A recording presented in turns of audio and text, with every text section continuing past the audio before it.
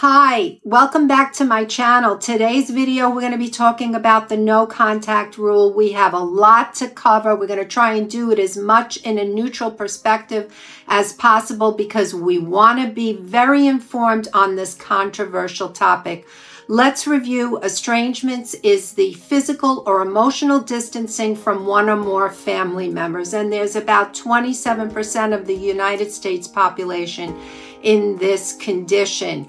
And it's more than just conflict, okay? It involved individual perspectives, behaviors, what the desired outcome of the relationship is, having different beliefs and values. Let's just say it's extremely complicated with a lot of different variables. We have a lot to learn here. We're going to learn what no contact is, why people go no contact, insights from people who have gone no contact. We're going to understand complex PTSD and what that has to do with no contact, and when no contact is used, what the psychological benefits and drawbacks for the person who chooses to distance themselves with no contact, the consequences of it, and the emotional and psychological impact, the social stigma, and the societal judgment. I'm Marie Morin. I'm a therapist and a wellness coach. Let's get started.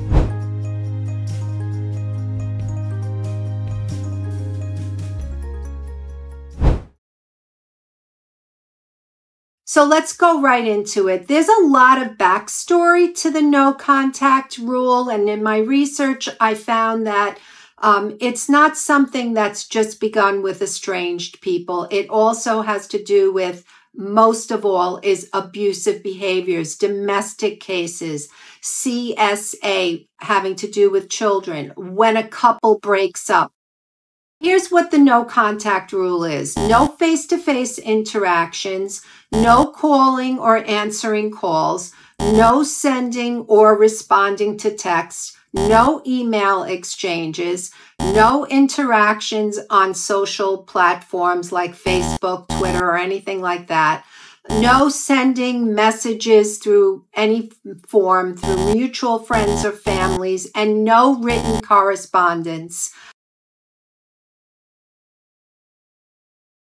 So briefly, it is a historical practice. It was used actually in Roman times, Asian cultures, medieval Europe. No contact is not new, but with the increase of information, as well as what we're seeing is a lot of abuse, domestic violence cases, no contact became a strategy used and encouraged when an individual is in a violent and abusive relationship.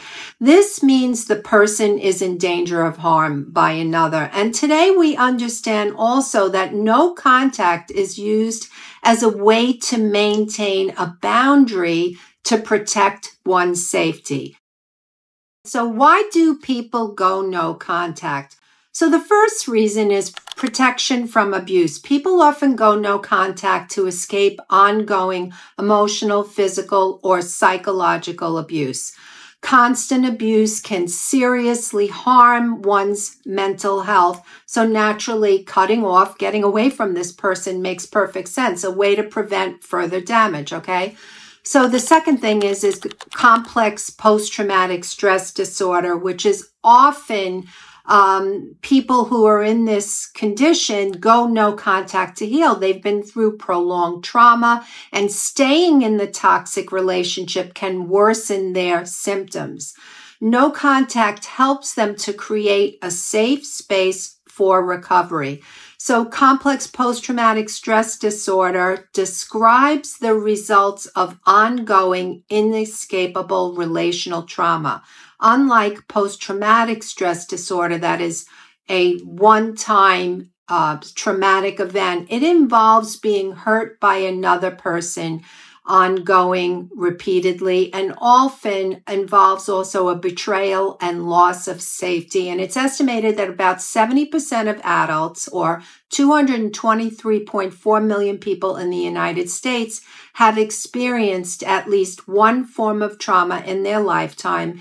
as reported by the National Council for Behavioral Health in 2013. Another reason is emotional and physical toll. So dealing with abusive behavior can naturally lead to severe emotional pain, anxiety, depression, and low self-esteem. By cutting ties, the individual can start to recover their emotional health and feel better about themselves. And another reason is personal autonomy. Going no contact is a way to take control back one's life, all right? It allows them to set boundaries and make their own decisions without being manipulated or controlled by someone else. Self-preservation is another. The no contact rule is fundamentally about protecting oneself, and it means putting one's own health and safety first, even if it means ending a relationship. And this focus on self-care is really crucial for the individual that has been abused. Let's go through complex PTSD because this is really important. This way you can understand what these individuals are going through, okay? So it's a mental health condition that results from long-term repeated trauma, especially in close relationships like with families or partners, and it's more expensive than post-traumatic stress disorder, which is typically stems from a single traumatic event. We just talked about that. So let's get to the characteristics of CPTSD. Individuals with that have challenges with other people. Often they have trouble managing their emotions, emotional regulation, okay? They might feel intense anger, sadness, or fear that seems out of place, along with chronic feelings of emptiness or hopelessness. The second thing is they have a very negative self-view. They may have a low opinion of themselves, feeling worthless or deeply damaged due to their long-term trauma. The third thing is they have relationship issues. They have trouble maintaining healthy relationships, and they can find it very hard to trust others and to be close to them. These are significant challenges. And another thing we find is that there's disassociation. Some may feel detached from their body and their surroundings, and it's a way to cope with overwhelming feelings of stress. So naturally, as you can see, if an individual has been abused, there's been a betrayal, usually within relationships. It could be in family relationships. It could be with a marital partner or a partner. These people are struggling. They are suffering. They're going to have trust issues. They're going to have trouble getting close to people. So we've established that. I just want to make it clear that as of this moment, it's 2024 in June. This diagnosis is not in the Diagnostic and Statistical Manual of the American Psychiatric Association, 5th edition.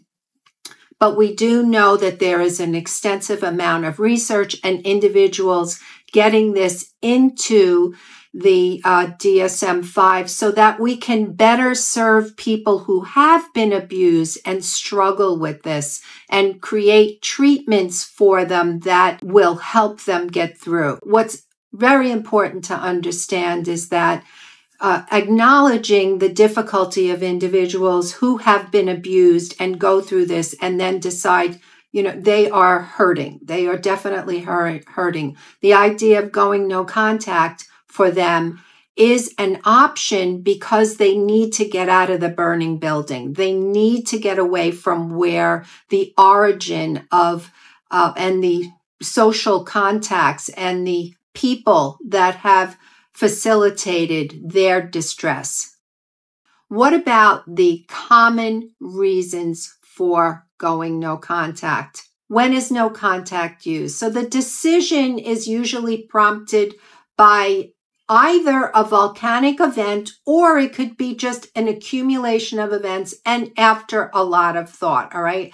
I'm not sure people just say, oops, I'm not going to go contact with the people in my family or the people I'm in relationships with. It's done with a lot of thoughtfulness because they feel that being in that situation is dangerous for them.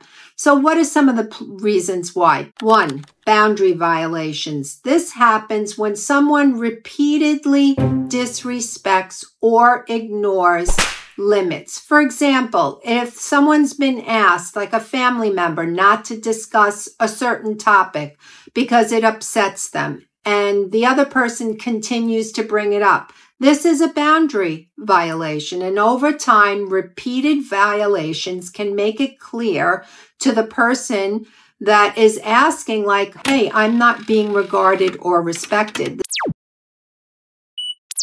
The second thing is emotional and physical abuse. When a person is subjected to ongoing abuse, whether it's verbal, emotional, or physical, it often leads to the decision to go no contact. And the constant harm and lack of safety for the person make it necessary to sever ties to protect themselves mentally and physically. Here's some examples that might lead to estrangement. If a parent is constantly belittling their child and make them feel worthless or controls every aspect of their life, the child, when they grow up, might decide the only way to escape that type of toxic behavior is to cut off all ties. The second thing is toxic behaviors. For example, when a person consistently engages in manipulative or harmful behaviors such as lying, guilt tripping, or creating constant drama. If the person is struggling, that might be too much stress for them, and the emotional toll can be unbearable. So in order to regain some control over their life, the affected person may choose no contact. The third reason is chronic disrespect. So let's say there's a friend relationship and one person is being diminished, their opinions aren't respected, their choices are disregarded, and their feelings are gaslit. It shows a lack of respect for who they are as people. And when attempts to address this disrespect fail, naturally cutting off or saying, you know what, I've had enough of this is an option for that person. Going no contact is often seen as a last resort after trying other ways. And I would hope that that would be the case. Personally, I think it's a good idea before someone goes no contact that they do make every effort to gain some type of resolution to what's going on before the choice of saying, you know what, I'm not going to see you anymore. So what is the effectiveness of the no contact rule? Naturally, if there's been domestic violence, going no contact can be incredibly helpful for the person who has been harmed to be completely away from them. We find that through the research that some of the positive and negative insights from personal experiences include statements such as they feel that when they have gone no contact, they share how much better they feel mentally because they're not under the strain of being harmed.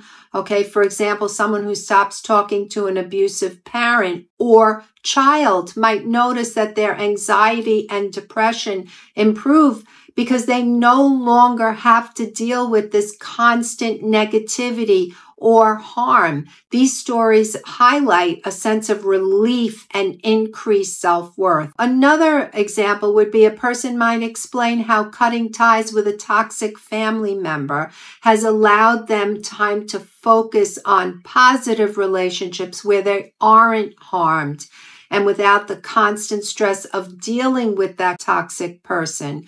So what we find is that there's a degree, according to individuals who have had to do this, of relief. And the research findings and studies support these personal and anecdotal insights for individuals that have been harmed and hurt. When they have cut ties with abusive or very dysfunctional family members, they often report the sense of overall improvement of well-being, less stress, having better mental health, and feeling more confident. Now, the psychological benefits. So recap, psychological benefits include better mental health, higher self-esteem, emotional freedom, but the potential drawbacks are significant as well. The potential drawbacks do include the individual struggling with guilt and sadness. Cutting family ties or ties to an individual that they've been close to can give them a sense of guilt and sadness, and they might mourn or grieve the loss of the relationship they wish that they had and feel guilty a lot because of the expectations, cultural and family bonds. There's also the idea of social isolation. When you're cut off from one family member, you usually cut off from more than one, and it means you're isolated, and that is really hard to deal with. These connections can be hard to not have, even though they were toxic or abusive. Another thing is these unresolved feelings. Some people may struggle with unresolved emotional issues that they couldn't get things to improve, because many of these individuals discuss how they did try to improve things, but to no avail. They tried to talk to their children who were toxic or their parents when there was this extreme level of distress in the relationship. However, there was no improvement. Things didn't get better, and it just stayed really, really upsetting, difficult, and impossible for them to flourish in the relationship. And these feelings can leave a sense of unfinished business, which might require therapy to fully process. So sum it up, no contact rule can be very effective when there's abuse in improving mental and emotional well-being, especially when dealing with toxic and abusive relationships. However, it also comes with potential emotional challenges. What are the consequences for the person that has been no contacted?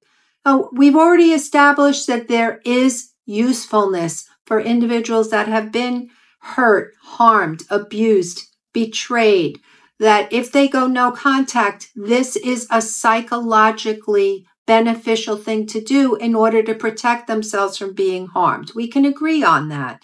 But what about someone who has been no contacted? What's going on for them? Because I hear from you, some of you contact me, you tell me things like, I have no idea what happened.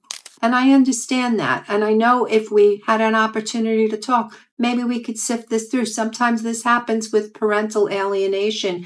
And there were things that occurred, but there wasn't an opportunity, because just like there are situations where people are in denial in one extreme, there are also circumstances and situations where individuals are no contacted when there hasn't been opportunity to repair.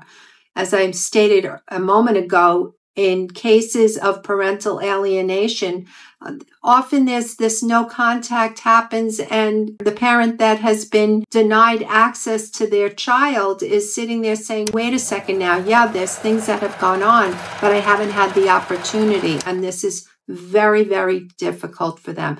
So I think it's important for us to try and look at both sides. While this video is not exhaustive with everything we could talk about, I think it's important as individuals that we understand the spectrum of what could go on and how someone might feel who has been no contacted. It definitely can have serious emotional and psychological effects. In fact, some people do get physiological effects, and the social pressures and judgments can make the situation even harder. So what are the emotional and psychological impacts? Feeling rejected and hurt. Being no contact can make someone feel deeply rejected and hurt. They might feel abandoned and unloved, which can be very painful and lead to feelings of worthlessness or inadequacy, especially if the estranged person was someone very close. A second thing is that they could be confused and uncertain. Without clear communication, the person being no contact may feel confused and unsure about why this has happened. They might also obsess over past interactions, trying to figure out what went wrong, which can cause a lot of anxiety. A third thing is grief and sadness. The person may go through a grieving process about the loss of the relationship status. It's like a death. They have to come to terms with the loss of the relationship and the future imagined with the other person. This can be really difficult. This sadness can lead to overwhelming feelings, especially if the no contact decision feels final. There also may be feelings of anger and resentment. It's common to feel angry and resentful after being cut off, especially if the reasons are unclear and seem unfair. These feelings can create further distance and make it harder to ever reconcile. They also will have an impact on their mental health and self-esteem. Rejection can severely hurt someone's self-esteem. It's natural. Overall mental health can be harmed. They might experience more anxiety, depression, or other mental health issues as they struggle to cope with the situation. Let's talk about societal expectations and judgment. Estrangement is this tough topic, and our society expects families to stick together no matter what. When someone's estranged from their family, others might see it as a failure to meet these expectations, leading to judgments and naturally stigma. There's also this level of isolation and loneliness. The social stigma of being no contacted makes someone feel isolated and lonely, and they might be too ashamed to talk about it, fearing judgment or misunderstanding from others. And why do they need to explain to others? And it just feels so uncomfortable. And then there's the idea of blame and misunderstanding. People don't understand the reasons behind no contact. It's a lot more complicated than somebody did this and then the person that cut off decided to do this because of a quick one-off incident. It's more complicated, and we have to realize the complexity of the situation. And there's pressure to reconcile, and people may not be ready. This pressure from friends and family and society to fix the relationship makes it even harder to get to the business of healing, to manage the emotional burden the person is feeling in the first place. They don't do this unless they thought it was the best thing for them. And then we have public perception and relationships. Being known as someone who's estranged from family can affect other relationships and opportunities. It kind of feels like, oh, what's wrong with you? People might judge them unfairly, impacting their social and professional life. So when you've been no contacted, it can lead to deep emotional pain, confusion, and sadness. It just is an overwhelming weight of societal judgment and pressure to reconcile that can make things even tougher. And understanding these effects helps to appreciate just how difficult and complex this experience can be for those who are shut out. The no contact rule is a way to protect individuals from an abusive or toxic relationship by completely stopping all communication with the person involved that's harmed them. The rule is often a last resort after other efforts to improve the relationship have failed. While it can lead to better mental health, higher self-esteem, and emotional freedom, it can also result in feelings of guilt, sadness, and social isolation. Despite societal criticism, understanding the complexities of the no contact rule can help people make informed decisions to live healthier lives. Whether you're the individual who has decided to cut ties with a toxic and abusive friend, family member, partner, or the person who has been no contacted, I am so sorry that you have to be going through this and that there are relationships that you cannot be a part of. I also want to encourage you to take care of yourself. There's not a one-size-fit-all solution. If you're struggling with complex post-traumatic stress disorder, it's a good idea for you to get support, help you get through this. There's no reason why you need to do it all alone. And if you are the receiver of a no contact and you are hurting over that, I encourage you also to get help. Not having the family and the relationships that you want is extremely painful, challenging, and difficult. I want to encourage you also that I have a program called Embracing Renewal. There's a link in the description box. It's a good help for you to move forward so you can feel better. There's no reason why you need to stay in these feelings of intense pain. I hope this video has been a help to you. We'll see you in the next video. Don't forget to leave a comment and let me know what you thought, and subscribe.